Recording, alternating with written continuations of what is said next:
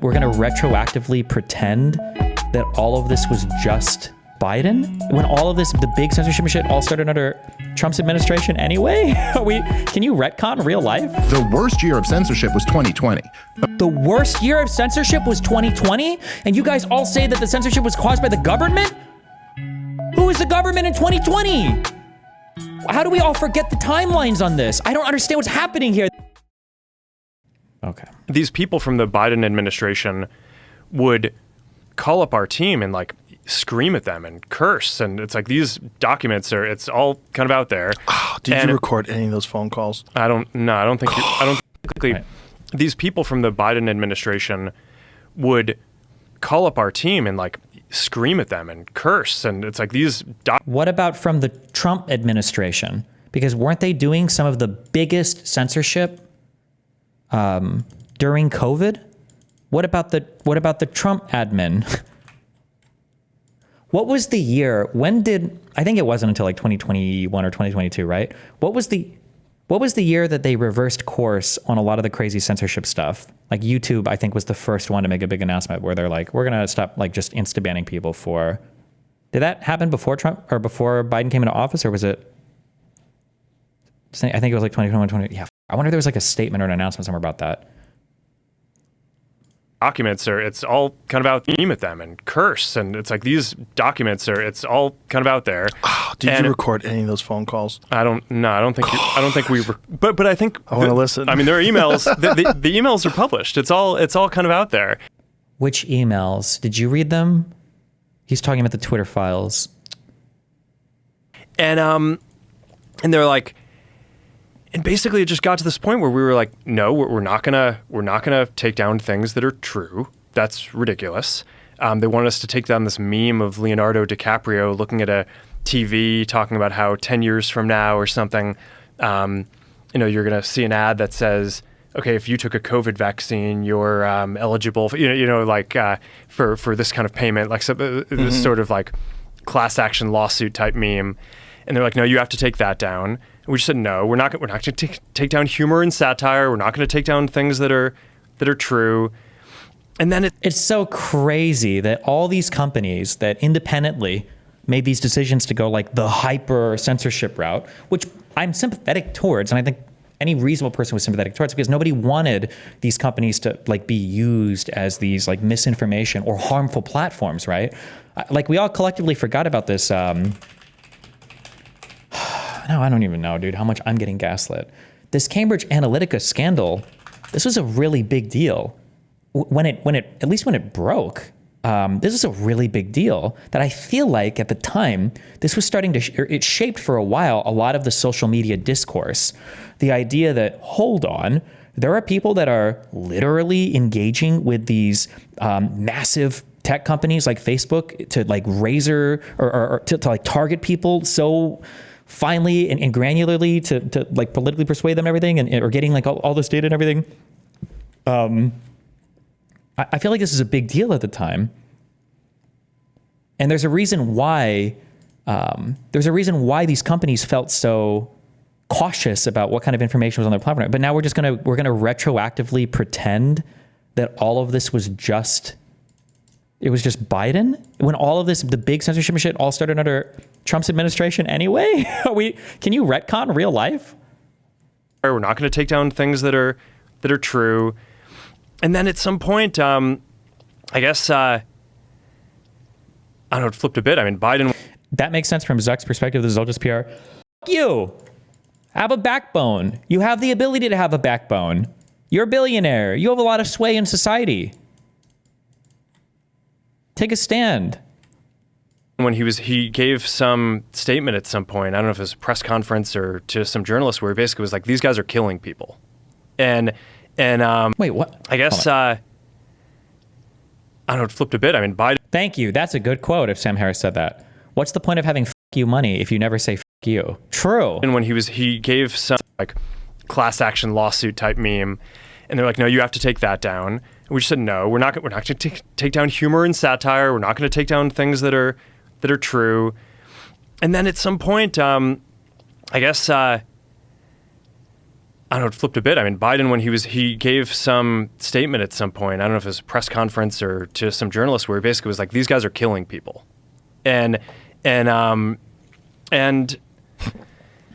know, then like all the He is a CEO, no? Isn't his job just to make money? Isn't that what you're saying about healthcare CEOs? I don't know how you process this different.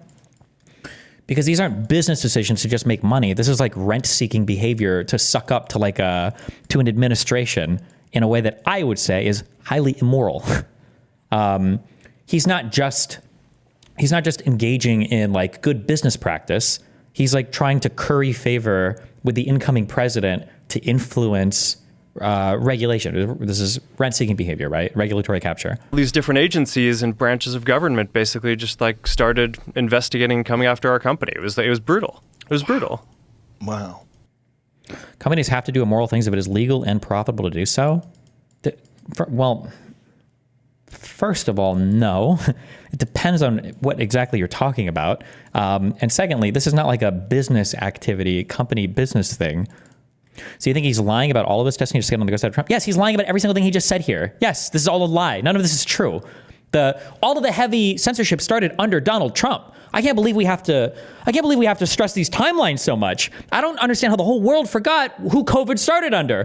COVID started under Donald Trump. All of the big censorship started under Donald Trump. We literally listened to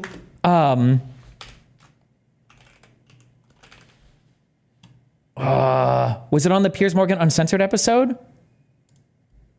When Dave Smith said, Mark Zuckerberg against supporting the war in Ukraine. But look, so it became, look, the thing that was the worst year of censorship was 2020.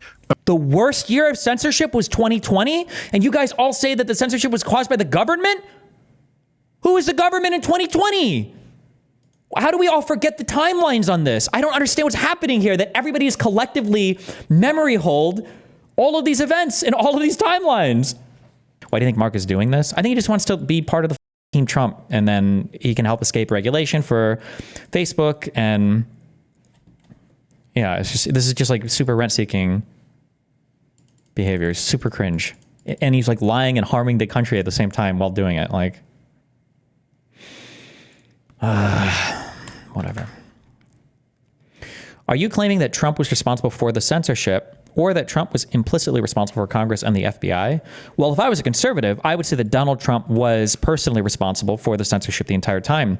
Donald Trump was trying to artificially and in a limited manner censor things because it was his FBI director. You know, he's the one who fired Comey and hired Christopher Wray. It was his Justice Department. He's the one that was directing all of this so that he could point to these same censorship things that didn't really impact anything, but then claim that the deep state. If I was a conservative, I would say that.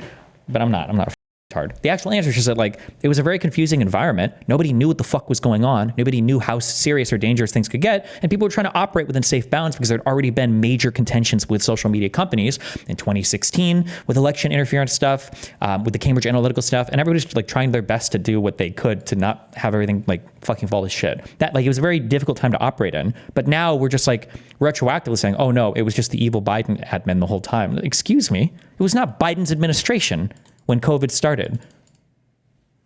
Isn't it scary how much Zuck has been rebranded in every single way? Do you think they planned this? I have no idea.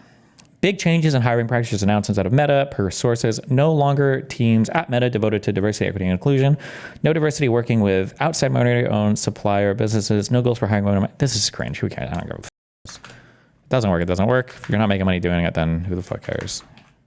DEI is never the hill to die on for any of this shit. Are you saying that Zuck is lying about the Biden admin calling him like that? To me, I'd condemn both administrations doing that. I am saying he's lying about that because he is lying about that, which is why he's posted no proof of it. And the proof that he's referencing doesn't support what he's saying, like the Twitter files. Zuckerberg is lying about that, yes.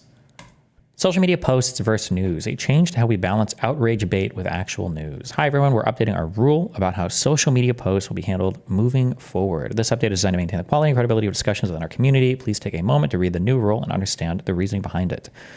Social media posts versus news. Social media posts, e.g. tweets, must not be used as a substitute for news articles. Posts sharing news should include a credible news article alongside any related tweets. Tweets are only for context or commentary, not standalone news. Posts relying solely on tweets as a source will be removed. Screenshots must include likes, retweets, viewership metrics, and the source in a comment DGG adjacent individuals are exempt from this requirement. Oh, I agree with this.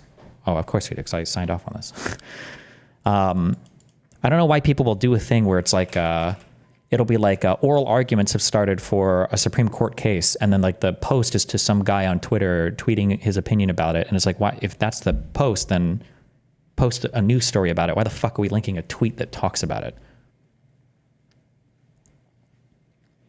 Why are we changing the rule? This rule isn't about making things harder. It is, and it should be harder. Fuck you guys. But ensuring that our discussions are built on accurate and credible information by prioritizing reputable sources, we foster a space where users can engage in meaningful, informed conversations rather than debates based on hearsay or speculation. We understand that this change may require a little extra effort, but the long-term benefits to the integrity and quality of the community will be worth it. We'll be enforcing our rule against outrage bait, including repetitive posts about Trump's Canada comments. Let's avoid the Twitter outrage bubble and focus on meaningful discussions. If you have any questions or feedback, please share them in the comments below.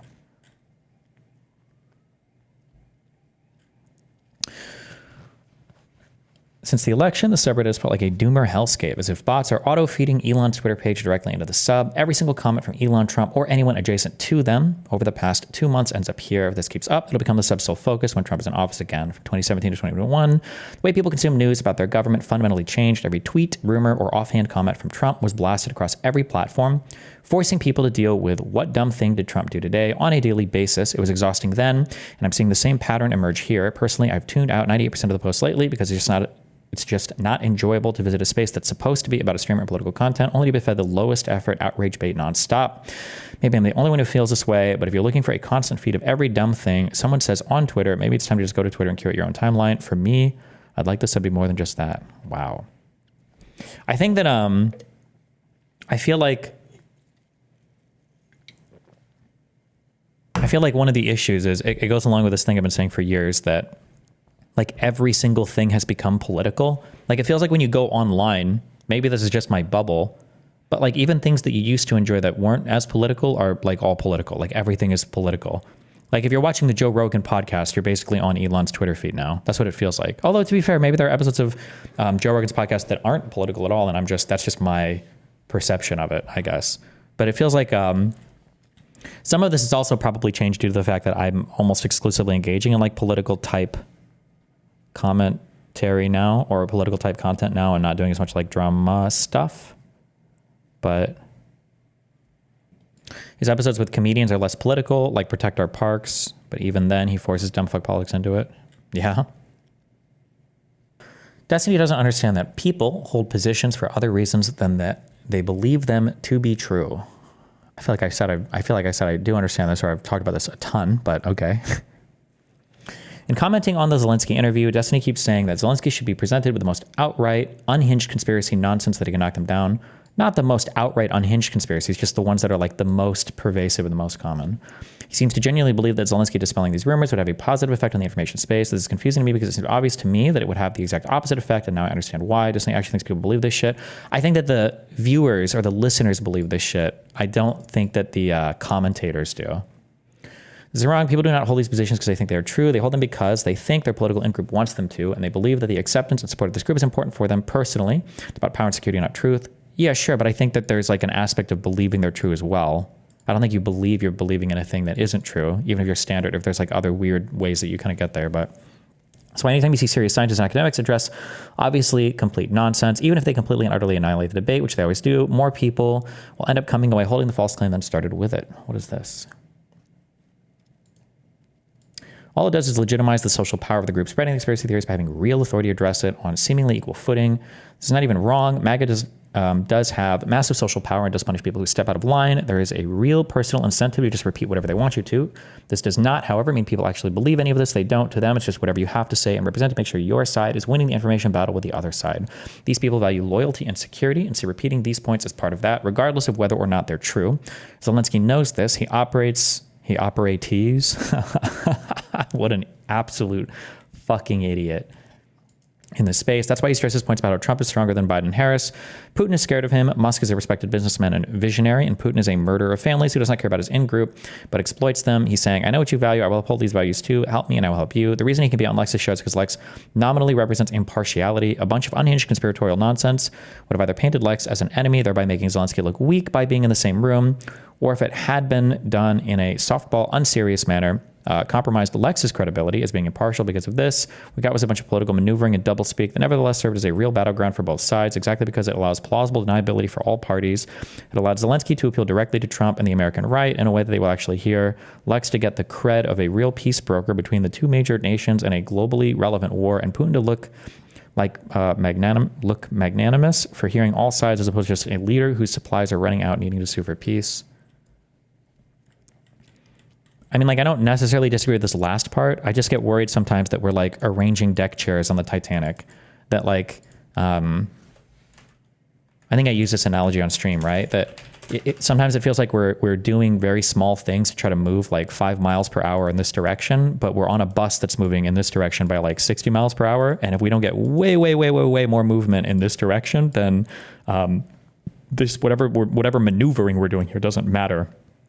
We're just like maneuvering into a fucking brick wall. Adolf Reed. My father used to describe ideology as, in one sense, being the mechanism that harmonizes the principles that you want to believe you hold with what advances your material interests. Thanks, Corey MacD.